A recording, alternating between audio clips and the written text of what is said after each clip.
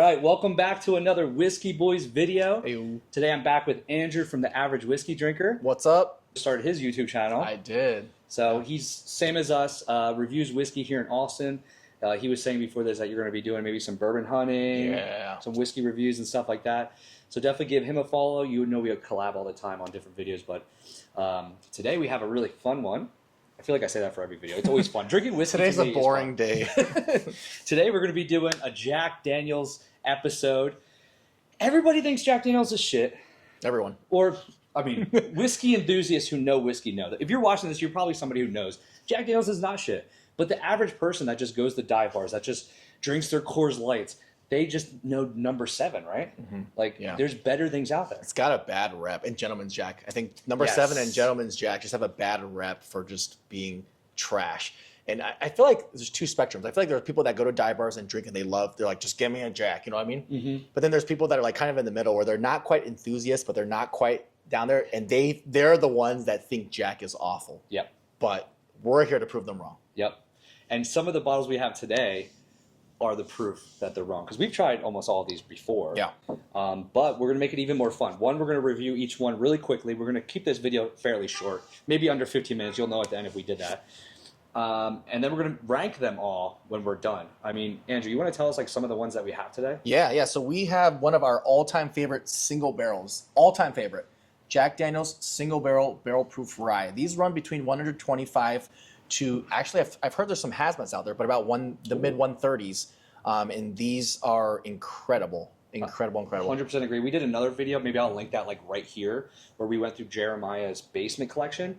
And he's a big single barrel guy. That's how he gets most of his MSRP bottles, is because he goes into stores and he'll just buy up all their single barrels that they have. Yeah. And then the store owner will offer them. But that was like number 2 on our list of favorite single barrels. So solid. And then we have Jack Daniel's has a special release every year. This is a 2023 double barreled rye. And I think they have an American single malt. They have their Coy Hill. So a couple of special releases. So this is one of their special releases. And then we have Jack Daniel's Sinatra, named after Frank Sinatra, who was a huge fan of Jack Daniel's. And then we have their 10-year and their 12-year. Yeah, so I've tried them all, but never side by side. So I'm intrigued to see which one. What do you think we should start with if we're going to start? Because, I mean, we could do proof. Yeah, I mean, this one's so high proof. I think this one probably blows every. This is 132.7. So maybe finish with that. And these are low proof. So why don't we start with like the lower proofs and then work our way up? The 10-year? Do we know what is this? Yeah, let's see what this is. This is 100. So I think the 10-year is 90 something. 90. Okay, why don't we start with the Sinatra then? Okay. The big guy. So I'll later let Andrew talk a little bit about Jack Daniel's, but real quick as I'm pouring this, I just want to say, so Sinatra holds a dear place in my heart because my grandfather, whenever he would like pick me up to bring me to school, or like I would go help him work at his store. He owned a sports store in Trenton, New Jersey. Every time Sinatra was playing, that's awesome, on the radio. That's awesome. And it's funny because back then I didn't care for Sinatra.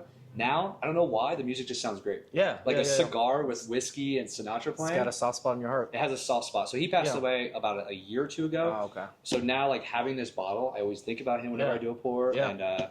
And I think it's a delicious bottle. Also, what's cool is I love the presentation.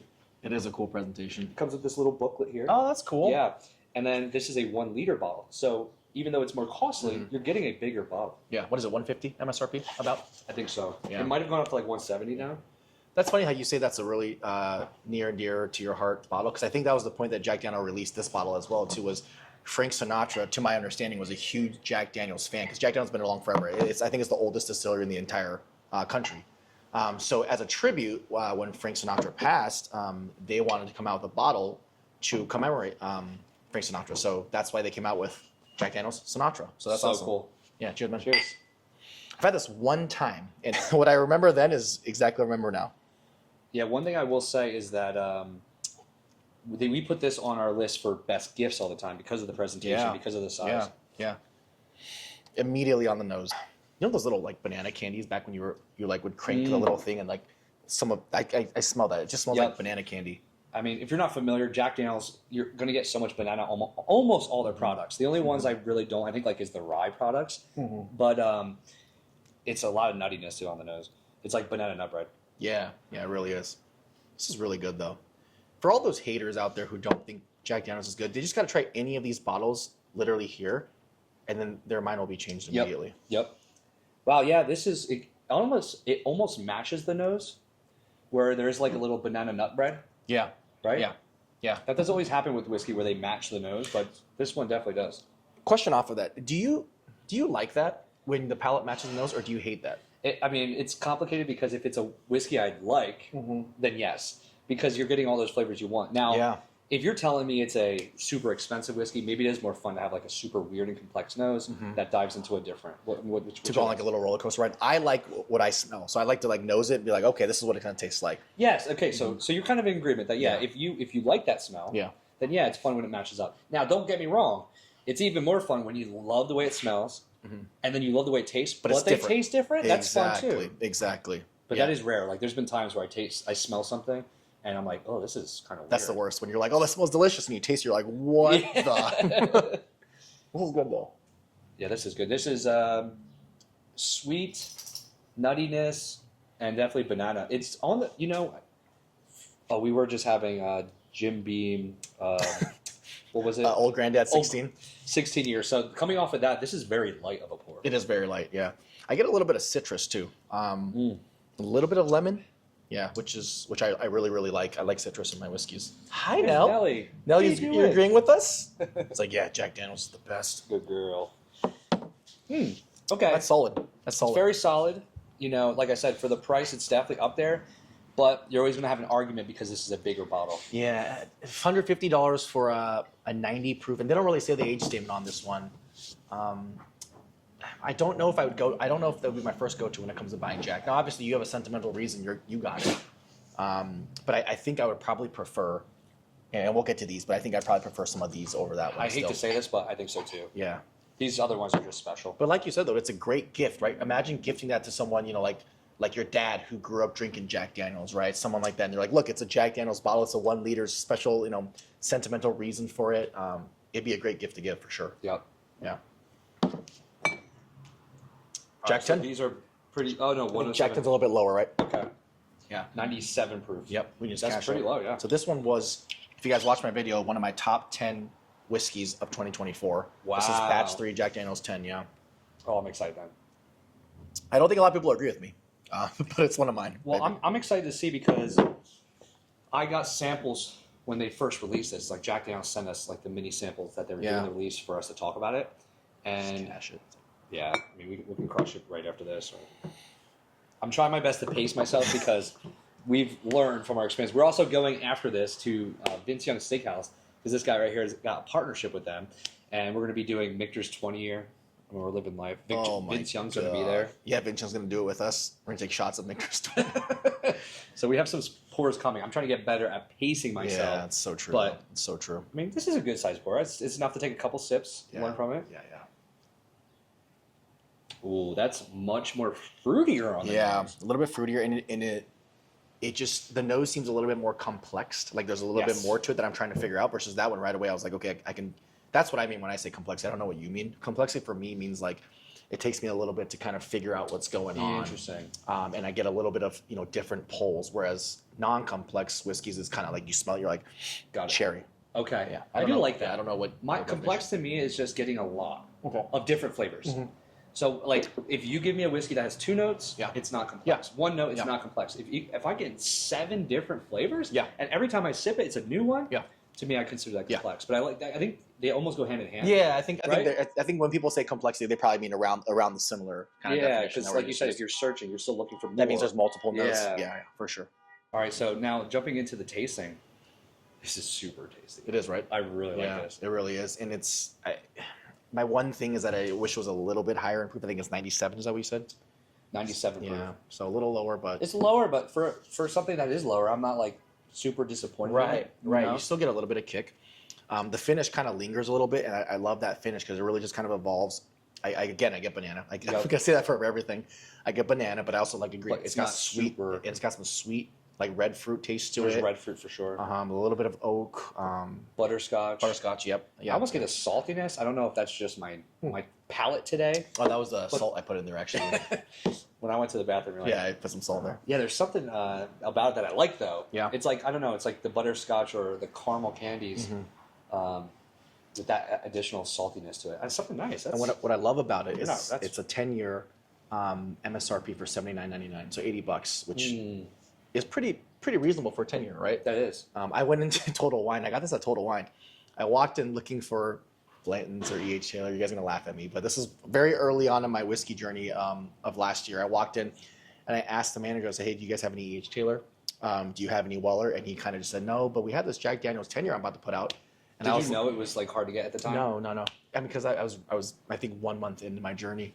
And I said, okay, sure. This was batch 3, so it came out last year. Oh my God. So he put out 6 of them, and I grabbed one of them, and I posted it on Instagram, and immediately people responded, where? I said Total Wine, and then within like 5 minutes, someone posted it's all gone. Wow. Yeah. So I was like, oh, maybe this is a special bottle. Yeah, this is one that I want to get. Yeah. I'm very happy with it. I feel like, too, if you're looking for something now, it's going to be harder to get. Be aware of that. If you're watching this video, you know it's hard to get. But this is something I feel like you could bring to like a party with people that aren't as big whiskey enthusiasts, and they would still enjoy it. Absolutely. But a whiskey enthusiast will still be happy with it. Like, for sure. It hits both of those marks. There's not a lot of whiskeys out there that hits both marks. Yeah, that's true. Kind of like hugs the line between like it's good, but it like you can also give it to people who aren't like, oh, I'm a whiskey snob or a whiskey expert, something like that. Because that's the biggest thing I've learned. The biggest thing that I learned from people that are not whiskey enthusiasts is you'll give them like a high proof whiskey, and they're like, oh, what is? I can't drink this. I could never drink whiskey. You're spot on.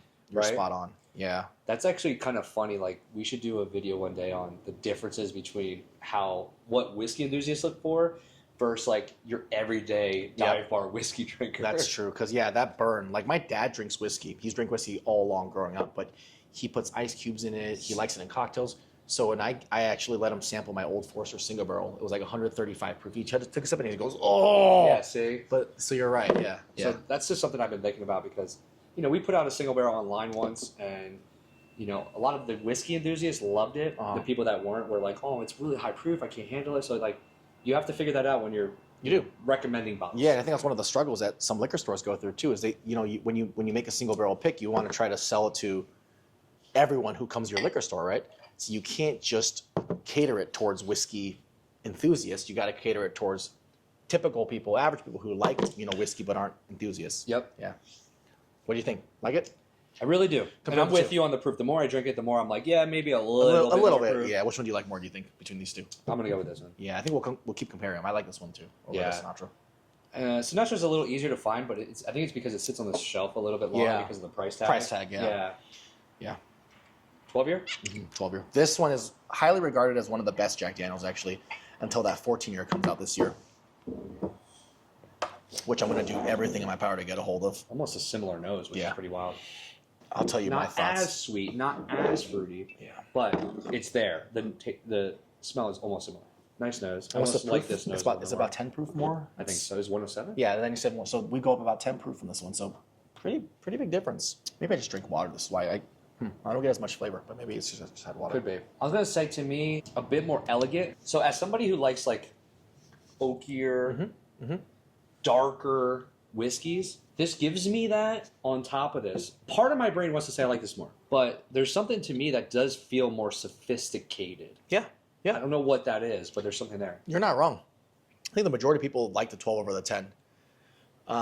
You use the word elegant. I think that's a really good word to put it. And I wish I could explain exactly what you mean by it, but I get the same exact feeling when you drink it too. This one feels a little bit more elementary, and I'm trying to put into words what I mean by that. You know what it is too? Maybe it's also the relation to the fruits.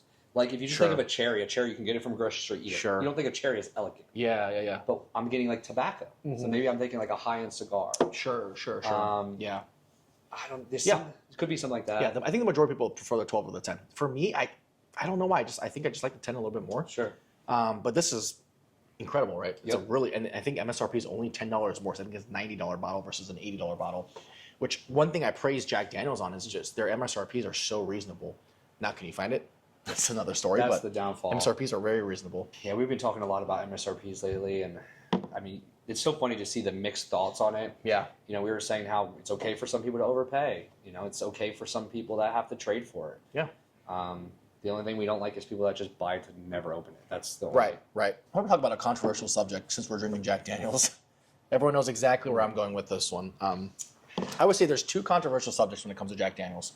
Number one is people hate Jack Daniels, and that's false because Jack Daniels is amazing. Number 2 is Jack Daniels Tennessee whiskey a bourbon or Tennessee whiskey? It's one of those things where it just comes down to being nitpicky. The definition of a bourbon is that it's got to be a new cask and it can't be finished. You can't have any additives to it. The reason why people don't think Jack Daniels is a bourbon, and I'm on the fence. I think you're very passionate about one of them, or are you? I do lean towards it's bourbon. Okay, and the reason why is Jack Daniels. The reason why it's Tennessee whiskey is it's filtered through charcoal, and what that process does is charcoal absorbs all the fatty acids, the esters, and everything from it to make it not as viscous. So the people that don't consider it bourbon think that that's technically an additive, which is the opposite. It's filtering it out. I don't agree. Adding. Right. I think it could be a bourbon. But if you ask the true Jack Daniels people, they call it Tennessee whiskey, which I think they do it so they can like stand out and be like. I want to know that because I've heard some people saying they were on tour. Yeah. And the guy was saying bourbon. So I guess it depends. Someone just posted something the other day, I think from one of the distillers, and he's like, "It's Tennessee whiskey." I think it's okay. That's so. I think it's such a distiller is like the main person. Yeah. But it's such a like a nuanced thing. It's like at the end, to me, it doesn't matter. But I love seeing how annoyed and how passionate people are about this. It's like it's Tennessee whiskey. Yeah, I do love that like argument. Yeah. The reason for me is like I've even heard people say that they do it because it's marketing. They like the idea. That's what I'm saying. It's special. It's not bourbon. We're Tennessee whiskey. Which, if you're a worker there, of course you're going to say that because you want to stick with the marketing team. Exactly. But on the other end, if you look at the laws, there's nothing in the laws that actually make it not bourbon. I agree, man. So. I agree with you 100%. Because, like when you filter stuff.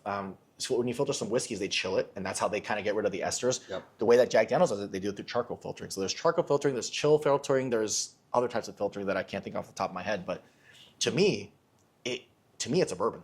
I don't see it as a Tennessee. I mean, but I understand from a marketing standpoint, we want to be different. Yep. That's my little thing. That's my spiel. I had to talk about it. Yeah, so let us know in the comments. That's one thing. If there's going to be something you're going to comment on this video, comment if Jack Daniels is bourbon or if it's not. Yeah, team bourbon or team Tennessee whiskey. So you're team bourbon. I'm team bourbon. I'm team bourbon too. Okay. Yeah, same. We were on a bus with like a big whiskey writer, and they were like, we think it's Tennessee whiskey. And I was just like, wow. Coming from them, that like they're all about laws and stuff, I'm like, okay. Yeah. But Jack Daniels probably paid him to say that. I know. I'm just going to step away for a second, and then we'll keep going. I know. All right, now that Anthony's gone, I've been meaning to talk shit about him for the longest time, and now I'm glad I can finally do it. You guys ready? Okay. Jack Daniels actually pays him to tell people it's bourbon so he can cause controversy and disagree with everyone. He gets paid. I think every time he mentions bourbon or Tennessee whiskey, he gets $50 every time. And I'm not making this up. I'm being serious. I know his secrets. I know what he's up to. But he's coming back. I'm going to act like everything's normal. But between you and I. Okay. Do you want a fresh glass, or are you good with that glass? I'll go with this one. Okay. You didn't say anything when I was going on camera. No, right? no. I just talked about how awesome your collection was. That was it. Oh, okay, cool. All right, well, I guess we can jump back in then. Yeah. All right, so we're 3 down. Let's not spoil our rankings now. Let's keep it going, because this is kind of tough. Okay. But this one's probably going to be bolder. This one's going to be more high proof. They're so different. This is 100 proof. This is 132. And I think we got to go to high proof last. Yeah, we got it right. Because I was tossed up, because this is bolder for sure. But let's do that. Yeah, so this is their special release. Heard a lot of really good things about it. Here's what your thoughts are. I know mine. Super dark. So it is, right? It was twice barreled. It's called this one. Yeah. So this is where you're going to get all that darkness. I mean, you might have even seen it. Like Woodford Reserve calls it double oaked. I was gonna say, what are the different terms for it? Double barreled, so double many. oaked, twice barreled. Yep. Yeah, so many different terms for it. I liked your guys' video, by the way, on the different terms, because when I first started in whiskey, literally a year ago, I Googled every single one. I was like, why do they call it cask strength and barrel proof and barrel strength? And I was like, oh, they're all the same freaking thing? Like, what the hell? But you wouldn't know in the beginning. Yeah. So we hope that we just posted a previous to, well, no, technically, I don't know when this is coming out, but we did another video where we talked about every term that you can find on the label, bottled and bond, single barrel, double oaked, all these terms and what they mean. Yeah, it's very helpful. So I'm hoping that, as people find our page over time, that'll pop up as like a recommendation for like. Honestly, if you're just getting into the whiskey and you want to get serious in it, you got to watch that video because it's so helpful to differentiate everything. It saves you. I think it took me like a week to look at it's like a pretty quick video, 20-something video. Yeah. 20-minute video, and you get all of that explained to you in a second. And we like small batch. Like when we first started, we would be like, "Oh, this is a small batch." It's so special. Yeah. Wow. We're getting one of the small batches. Yeah. And we're like, in case you don't know, small batch means nothing. It's just they can call that if it's 3 bottles or 1,000 bottles. those assholes. Great nose. See, that's so funny. I don't like the nose. Really? I don't like the nose. I like it. So, whoa. Right? Yeah, it's so unique. So unique. So I had this at your house, I think, the night that you had that house party. Oh, did you? Yeah. Okay. And there's a lot I like, there's a lot I don't like. And I'll tell you, I like it as like one pour for the night. This isn't something I would want to dive into all night. And the reason is I get a light pininess. Now, you love this one, you said? I love that one. Okay. Yeah, I love that one. So you get a light pininess, but then you get this like burnt caramel. Yeah. That is so tasty. It's so like viscous on the tongue. It's really, really good. That's actually a great tasting note, the pininess. That's the reason why I don't like it. Yeah. That's the reason. Any like earthiness, piney, like, you know, like when you feel like you're in the, like I love being in the forest and in the woods, but when I have that in my whiskey, I'm like, so I'm trying to work on that. I'm trying to develop that palate because a lot of single malts are like that, but that's you're spot on that. That's why I don't like it, the pininess. Yeah. Yeah, this is like, you know, if you're at a bonfire on a camping trip, I think it would do really well there. Yeah. But I agree. Like, I've had some. There was one, I forgot what it's called, Iron Smoke whiskey. I've heard about it. They've been around forever. They're pretty, like, average whiskey, and it tastes like straight pine. Yeah. And I don't like it. Yeah, you gotta have like a good like mixture between the two, right? Yeah. Yeah. So this is interesting. I think, if you like those darker notes, if you like a Woodford double oak, which they don't taste similar at all. No. Because double oak to me is like bitter coffee, dark chocolate. Dark chocolate. And I'm not getting a lot of that here. Yeah. But that like dark flavor, there's something with that. So if you like rye whiskeys, this might be something fun to try. Yeah. This is definitely different. I would say like these 5 bottles, this one, like if you would have blinded me, this one definitely jumps out as like, it's not the same as these 3. Now this one's higher proof, so I probably wouldn't count that. But if you had these 4, this one jumps out, right? Yep. It's just very different. Yep. It's like an outlier. It's going to be tough for me, but I still think I know where I'm heading. Me too. No, that's a fun pour too, because when I think about the whiskey game and I think about whiskey collecting, when I say collecting, I don't mean collecting to just put them in my corner. I collect them to try them. Yeah. I like having variety. Yeah. Absolutely. Right? Yeah, so yeah. that's fun to me to have that with these. It's a little different, yeah. Yep. Yeah. Speaking of, you mentioned the term collecting. I think that one dude, Ryan, actually posted a pretty cool post about it. Is what do you call your whiskey bottles? Some people call it their collection. Some people call it their. I guess there's other terms for it, but when you refer to it as collection, it makes it sound like I don't ever drink them. Yeah. They're just there to sit. But I always call it collection. Do you call it collection too? I call it collection. Yeah, I can't remember what other terms that one dude Ryan brought up, but he brought up other terms. It was like whiskey drinker, and then Yeah. there was like basic ones. Yeah. There's the guy that just drinks his Jack at the bar. Right. And then there's the people that buy it just to like put it on the shelf. Just to put on the shelf. But the problem with that, like, you know, Jeremiah gets some shit because, you know, he has a large collection and there's some that are unopened. But the problem with that is 2 things. One, you can't drink every freaking bottle. We're not alcoholics. And the funny part is I probably drink more than the average person. Yeah. Oh, But- you definitely do, yeah. Yeah. But they like... I do too. I'll get people that will comment and be like, I would have finished that bottle already. Yeah. You see how many I got? Second, this is the number one flaw with it. So as whiskey enthusiasts, we're constantly searching for bottles that are MSRP, right? Mm-hmm. They're saying you're not allowed to have a bottle until you finish the other one. So you're telling me if I see a Weller Full Proof for $60 MSRP, you're telling me no, I have to go home and finish my Jack Hell no, I'm grabbing that. You're gonna I'm grabbing that shit immediately. Yeah, so that's what Jeremiah does. He goes out and he gets bottles at MSRP. And he's got good relationships too, so he gets hooked up all the time. So if you get offered, I'm going to take it. But Jeremiah doesn't sell them on the secondary market. That's the difference. When people see unopened bottles, they immediately assume this guy's a collector. This guy's just... That's not the case at all. We know Jeremiah. If he did that, I would give him shit for it, and so would you. Yeah. But he doesn't do that. He just slowly drinks them. So it's okay if you're a drinker and you have unopened bottles. That's totally fine. It's one of the funnest things too, to like go in your collection and be like, today, what am I opening? Yeah, I love doing that. Exactly. Same, all the time. Yeah. All right, last one. Let's do it.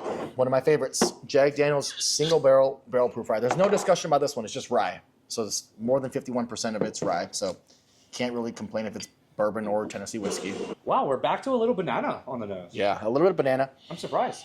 Oh, this nose is so good. For the high proof whores out there, yeah, you're gonna like this. Right. You got to like rye too. I will say that. It's not the disgusting rye, so if you're not like a rye snob, right, you'll still like it. Yeah. But if you do like rye, this will go in your direction. People ask me that before. They're always asking me, what do you mean by like are you a rye drinker? Is this a rye drinker's rye or a non-rye drinker's rye? To me, a rye drinker's rye just means that it's a lot more like rye heavy in terms of like there's more like basil, thyme, spicy notes. Earthy. When you think about a bourbon drinker's rye, you think more sweet, right? Like a bourbon. I don't know if that's how you think of it. That's how I think. Yeah. No, I'm on the same page. Yeah. I remember sometime even somebody said rye bread. Yeah. So it's dry, and then you know what rye bread tastes like. I do get some black pepper. I do get some cherry. Yep. And then you're still getting rye notes, but I can't figure out what freaking rye notes it is. Do you know what the rye notes are? I can't. I mean, right off the bat, I get a lot of butterscotch and caramel. Mm-hmm. I think that's why I like these. That's like the base. Yeah, exactly. But then you definitely get a little bit of rye notes here and there too. And there's a little banana, but it's very light on this one, and that's why I like it. I think this reminds me of what we were saying before about complexity. You get the proof punch that you want, and that comes with the most complexity I've had out of all of these. Yep. Yeah. I think out of every one we've had, this one I can find like 7 to 10 different tasting notes in there. Mm-hmm. Whereas this one was like 4. This one was like 4 or 5. Mm-hmm. This one, same thing. It was like 4 or 5, and then now I'm getting like 10 different notes. And the crazy part, why all the whiskey enthusiasts rave about this bottle is because number one, it's $65 MSRP. Oh my God. Number two, you can find it on every single shelf. And Anthony just said this is the most complex bottle out of it. It's a rye too. So it's the cheapest one too. Cheapest one. You can find it literally. I could walk into any almost every liquor store and find this bottle. So this is which is why we always continue to say it's one of the best single barrels, one of the most underrated. Like all we have is good things to say about this bottle. It's just amazing. That's crazy. And like if this is too hot for you, honestly, I bet you if you added a little bit of water to it, it probably would even open up and have different flavors to it too. You know, so yeah. All right, well, cash in the 10. I'm gonna cash it out for you because I want to do that. Yeah, you should do it. Bottle kill. Also, shout out to Andrew. He was nice enough to bring over these 4 bottles. I actually have one of these. Makes sense because it's $60. Yeah, right.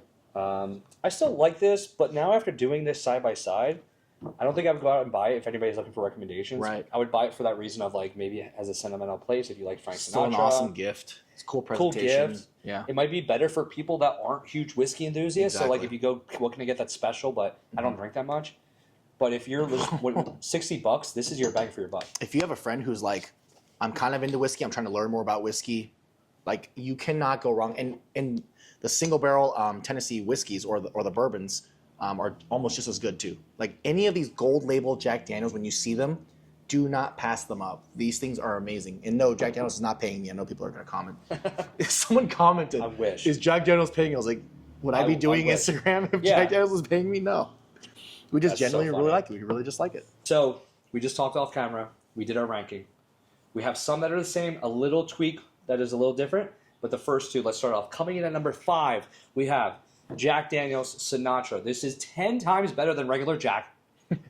But compared to the elite of the elite, it sadly just doesn't match up. It's just not as Still good. Still good. Just doesn't match up. Yep. Coming in at number 4. What do you think? Why does that come in at number 4? This one pains me because it's a special release. It's just the notes don't hit with me. And this just because this could be in my whiskey journey, it's not quite where I want it to be. I think you liked it a little bit more, but we kind of agree that this is number 4. The piney notes, it's a double barreled rye. It's good. It's just, I think there's more to say about these 3 being great versus this one being bad, if that makes sense. Yep. Right. Yeah, so we're both in agreement. Definitely that comes in at number 4. Yeah. Jack Daniel's double barrel or twice barrel. Coming in at number 3, this is where we differ. So we're going to switch up. Yep. You want to go first? Yeah. Jack 12 is number 3 for me.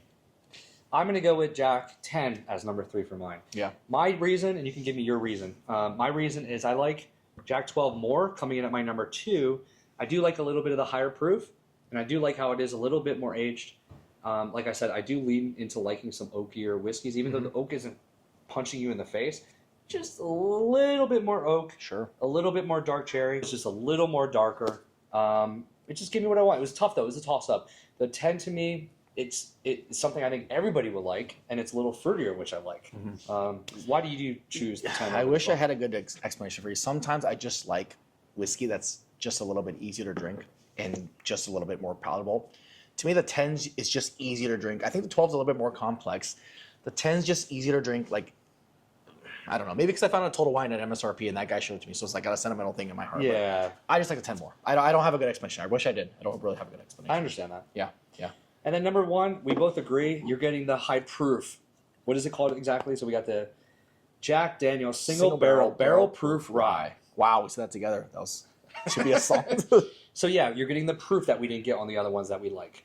You're getting the complexity that you don't get on the other ones that we like. And honestly, MSRP of $65, this is a steal. And the price. Like, if I was Jack Daniels, if you're listening to me, you should raise this price by at least $10 to $20. Don't tell people that. Yeah, you should. What are you doing, Jack? Listen to me. But yeah, you could, and that's still a fair deal. Like $80, I think it's. I would still buy it. Everyone would still buy it. It's a reasonable buy. Mm-hmm. All right, well that wraps up the video for Jack Daniels. This was fun. We're gonna have to do this again with like we gotta do it, other brands. Yeah, or absolutely. Let us know in the comments what other brands should we do where we'll grab like 5 other whiskeys and just pick out the best like one. the Weller lineup. Yeah. EH Taylor. We could do the EH Taylor one. That would be really we'll do that. fun. I got all 4. Yeah, we'll do that next time. Did you get the rye yet? The barrel proof rye? No, that's the 5th one. I know. Well, I'll get that. Yeah, we'll do that. Yeah. Maybe we'll even do it at a bar. We'll see. But whatever you have at home, we'll do. Anyway, hit that subscribe. Once again, go to Andrew's YouTube channel because he's going to be putting out videos soon. But regardless, thanks for following. This is super fun. We're just some whiskey drinkers, and we'll see you soon. Peace out. Cheers.